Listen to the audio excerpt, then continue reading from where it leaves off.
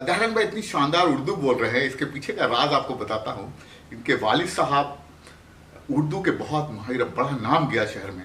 मैं चाहता हूँ कि वालिद साहब के बारे में बताइए ज़रा, जो हमारे व्यूवर्स हैं, ताकि हमारे जो नए व्यूवर्स हैं, जो नया जनरेशन है, वो जान सके आपके वालिद साहब के बारे में। अजीम शख्सियत थे और उर्दू के तो शायर थे ही, है ना, शायरी करते थे वो। और उर्दू लिटरेचर जो भी हम लोगों ने पढ़ा बचपन में, तो वो किताबें ला करके देते थे, और या उनकी किताबें शेल्फ में लगी रहती थी तो वो, और फिर घर में अदबी महफिलें लगा करती थी।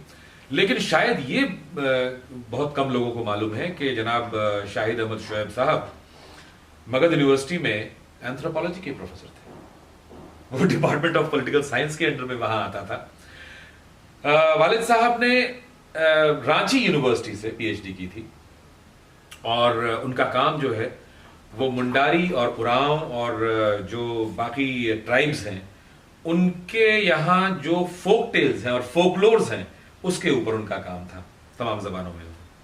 और फादर कामिल बुल्के जो इंग्लिश के बहुत बड़े आलिम रहे हैं, जिन्होंने डिक्शनरी भी लिखी है, हिंदी और अंग्रेजी की डिक्शनरी लिखी है, वो सेंट जेवियर्स कॉलेज में पढ़ाते थे।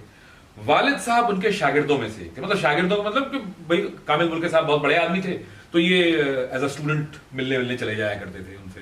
तो रांची में पढ़ाई लिखाई हुई और कर्म भूमि उनकी जो है मगध यूनिवर्सिटी बनी, वहां उन्होंने पढ़ाया। और sociology, psychology, political science, anthropology, और यहां तक कि कई बार जो है इकोनॉमिक्स के स्टूडेंट्स को भी गाइड कर दिया करते थे पीएचडी में। तो बड़े हरफन मौला शख्स थे, बड़े मुखलिस इंसान थे, बड़ी अजीम शख्सियत के मालिक थे। तो उनसे काफ़ी कुछ सीखने को मिला। आज भी गया में कठोकर तालाब में जहां हमारा मकान है, उस गली का नाम कुछ लोगों ने, कुछ करम फरमा लोगों ने नाम रख दिया है प्रोफेसर शाहिद अहमद शुएब गली। बहुत बड़ी शख्सियत है, हमें गया में बहुत लोगों ने बताया, हमारा पूरा परिवार इन लोगों को जानता है, दहरन भाई को जानता है।